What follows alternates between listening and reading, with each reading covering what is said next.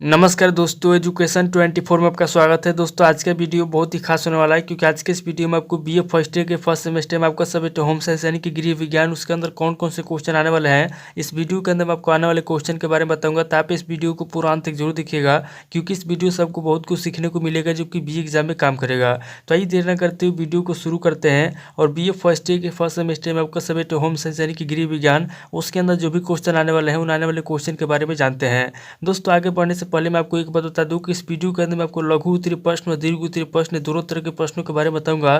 तो आप इस वीडियो को स्किप किए बिना पूरा देखिएगा ताकि आपको दोनों तरह के प्रश्नों के बारे में पता चल सके। तो आइए दोस्तों देर न करते हुए वीडियो को शुरू करते हैं और सबसे पहले हम लघु उत्तरीय प्रश्नों के बारे में जानते हैं। तो यहाँ पर दोस्तों लघु उत्तरीय प्रश्न में पहले प्रश्न की बात की जाए तो यहाँ पर दोस्तों आपका पहला प्रश्न दिया हुआ है, संज्ञानात्मक विकास के संदर्भ में पियाजे के विचार बताइए। यानी कि दोस्तों पहला क्वेश्चन कह रहा है कि जो पियाजे हैं, यहाँ पर दोस्तों आपको संज्ञानात्मक विकास के संदर्भ में क्या करना है, संज्ञानात्मक विकास के संदर्भ में पियाजे के विचार बताना है। यानी कि संज्ञानात्मक विकास के संदर्भ में जो भी पियाजे के विचार है, यहाँ पर दोस्तों आपको पहले क्वेश्चन के अंदर संज्ञानात्मक विकास के संदर्भ में पियाजे के विचार बताना है। अब दोस्तों अगले क्वेश्चन की बात की जाए तो यहाँ पर दोस्तों आपका दूसरा क्वेश्चन दिया हुआ है, क्रियात्मक विकास को स्पष्ट कीजिए। यहाँ पर दोस्तों दूसरा क्वेश्चन दिया हुआ है कि जो क्रियात्मक विकास होता है, यहाँ पर दोस्तों आपको दूसरे क्वेश्चन के अंदर क्रियात्मक विकास को स्पष्ट करना है।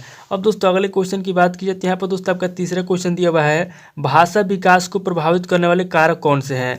यहाँ पर दोस्तों तीसरा क्वेश्चन कह रहा है कि जो भाषा विकास होता है, भाषा विकास को प्रभावित करने वाले कौन कौन से कारक हैं। यहाँ पर दोस्तों आपको तीसरे क्वेश्चन के अंदर भाषा विकास को प्रभावित करने वाले कारकों के नाम बताना है। अब दोस्तों अगले क्वेश्चन की बात की जाए तो यहाँ पर दोस्तों आपका चौथा क्वेश्चन दिया हुआ है, भाषा विकास की विभिन्न अवस्थाओं को समझाइए। यानी कि चौथा क्वेश्चन कह रहा है कि जो भाषा विकास होता है, भाषा विकास की जो विभिन्न अवस्थाएं होती है, यहाँ पर दोस्तों आपको चौथे क्वेश्चन के अंदर भाषा विकास की विभिन्न अवस्थाओं को समझाना है।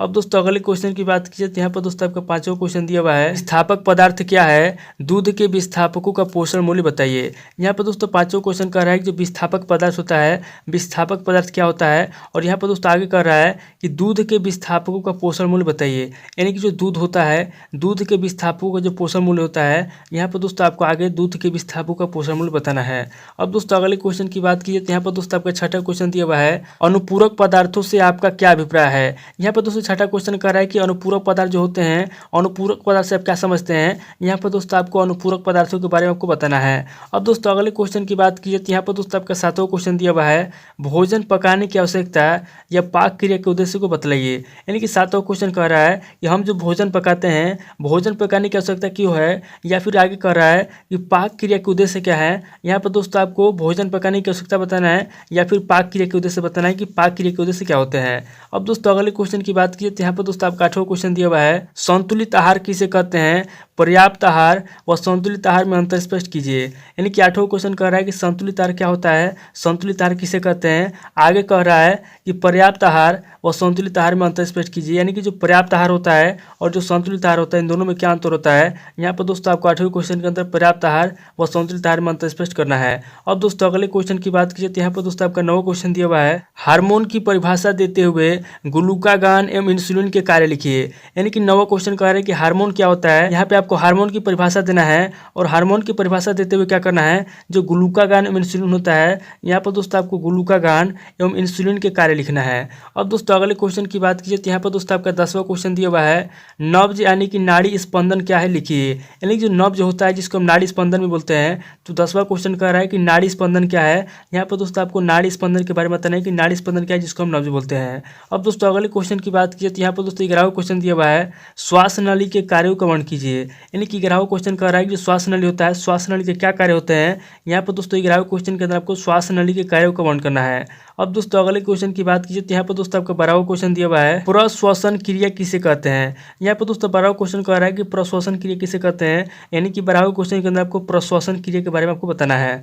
अब दोस्तों अगले क्वेश्चन की बात कीजिए तो यहाँ पर दोस्तों आपका 13वां क्वेश्चन दिया हुआ है, विज्ञान का अर्थ स्पष्ट कीजिए। यहाँ पर 13वां क्वेश्चन कह रहा है कि जो गृह विज्ञान होता है, गृह विज्ञान का क्या अर्थ होता है। यहाँ पर दोस्तों आपको 13वें क्वेश्चन के अंदर गृह विज्ञान का अर्थ स्पष्ट करना है। अब दोस्तों अगले क्वेश्चन की बात कीजिए तो यहाँ पर दोस्तों आपका 14वां क्वेश्चन दिया हुआ है, रक्त के कार्य पर संक्षिप्त संक्षिप्त में टिप्पणी लिखिए। यानी कि जो रक्त होता है, रक्त के क्या कार्य होते हैं, यहाँ पर दोस्तों 14वें क्वेश्चन के अंदर आपको रक्त के कार्य पर संक्षिप्त टिप्पणी लिखना है। अब दोस्तों अगले क्वेश्चन की बात कीजिए तो यहाँ पर दोस्तों आपका 15वां क्वेश्चन दिया हुआ है, आमाशय रस में पाए जाने वाले एंजाइम के नाम और कार्य लिखिए। यानी कि 15वां क्वेश्चन कह रहा है कि आमाशय रस में पाए जाने जो एंजाइम होते हैं उनके नाम लिखना है और कार्य बताना है। यानी कि जो आमाशय रस होता है, आमाशय रस में पाए जाने जो एंजाइम होते हैं, यहाँ पे आपको क्या करना है, एंजाइम के नाम लिखना है और एंजाइम के कार्य लिखना है। अब दोस्तों अगले क्वेश्चन की बात कीजिए तो यहाँ पर दोस्तों आपका 16वां क्वेश्चन दिया हुआ है, गर्भावस्था के प्राकृतिक लक्षणों का वर्णन कीजिए।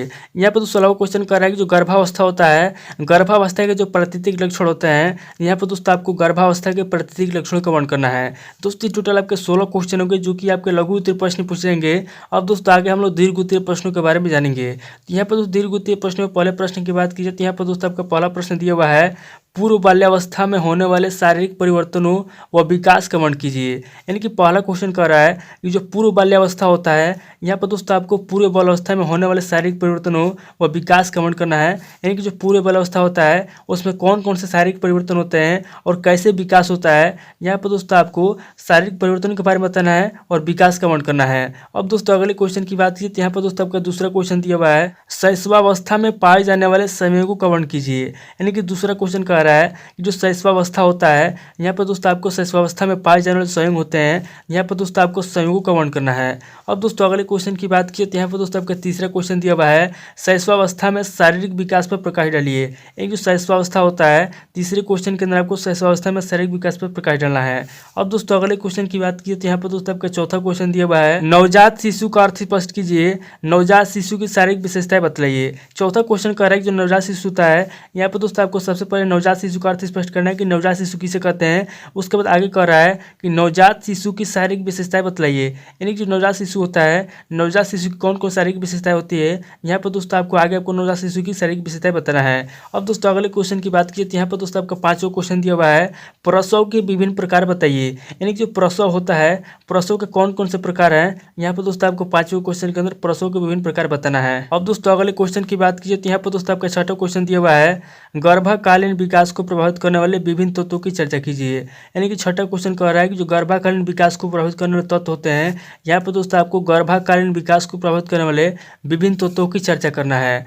अब दोस्तों अगले क्वेश्चन की बात कीजिए तो यहाँ पर दोस्तों आपका सातवां क्वेश्चन दिया हुआ है, प्रसव प्रक्रिया किसे कहते हैं, प्रसव की अवस्थाओं का वर्णन कीजिए। यानी कि सातवां क्वेश्चन कह रहा है कि प्रसव प्रक्रिया किसे कहते हैं। यहाँ पे आपको सबसे पहले बताना है कि प्रसव प्रक्रिया क्या होता है, प्रसव प्रक्रिया किसे कहते हैं, और आगे कह रहा है कि प्रसव की अवस्थाओं का वर्णन कीजिए। यानी कि जो प्रसव होता है, प्रसव की कौन कौन सी अवस्था होती है, यहाँ पर दोस्तों आपको प्रसव की अवस्थाओं का वर्णन करना है। अब दोस्तों अगले क्वेश्चन की बात कीजिए तो यहाँ पर दोस्तों आपका आठवां क्वेश्चन दिया हुआ है, बालक के विकास में वातावरण तथा वंशानुक्रम की भूमिका स्पष्ट कीजिए। यहाँ पर दोस्तों आठवां क्वेश्चन कह रहा है कि जो बालक होते हैं, बालक के विकास में जो वातावरण होता है और जो वंशानुक्रम होता है, यहाँ पर दोस्तों आपको आठवें क्वेश्चन के अंदर बालक के विकास में वातावरण तथा वंशानुक्रम की भूमिका स्पष्ट करना है। अब दोस्तों अगले क्वेश्चन की बात कीजिए तो यहाँ पर दोस्तों आपका नौवां क्वेश्चन दिया हुआ है, मानव विकास की विभिन्न अवस्थाओं का वर्णन कीजिए। यानी जो मानव विकास होता है, यहाँ पे आपको नौवें क्वेश्चन के अंदर मानव विकास की विभिन्न अवस्थाओं का वर्णन करना है। अब दोस्तों अगले क्वेश्चन की बात कीजिए तो यहाँ पर दोस्तों आपका दीर्घ उत्तरीय प्रश्न का लास्ट क्वेश्चन दिया हुआ है, यानी कि 10वां क्वेश्चन दिया हुआ है, भारतवर्ष में कुपोषण के क्या कारण है,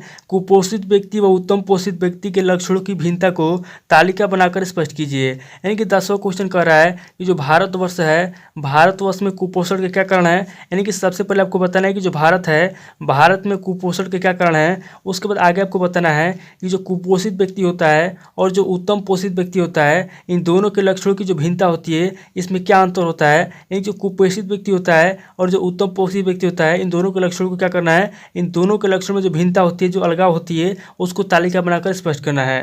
तो दोस्तों ये टोटल आपके 10 क्वेश्चन होंगे जो कि आपके दीर्घ उत्तरीय प्रश्न पूछ जाएंगे। तो दोस्तों इस वीडियो के अंदर मैंने आपको लघु उत्तरीय प्रश्न और दीर्घ उत्तरीय प्रश्न दोनों तरह के प्रश्नों के बारे में बता दिया। आप इन दोनों तरह के प्रश्नों को याद कर लीजिए और किसी किताब से सीरीज मिला करके नोट कर लीजिए। दोस्तों आज इस वीडियो को मैं यहीं पे स्किप करता हूँ, मिलता है आपसे नेक्स्ट वीडियो में। अगर आपको वीडियो अच्छा लगा तो वीडियो को लाइक कीजिए, शेयर कीजिए और कमेंट करके बताइए कि आपको नेक्स्ट वीडियो किस टॉपिक ऊपर चाहिए। थैंक यू दोस्तों।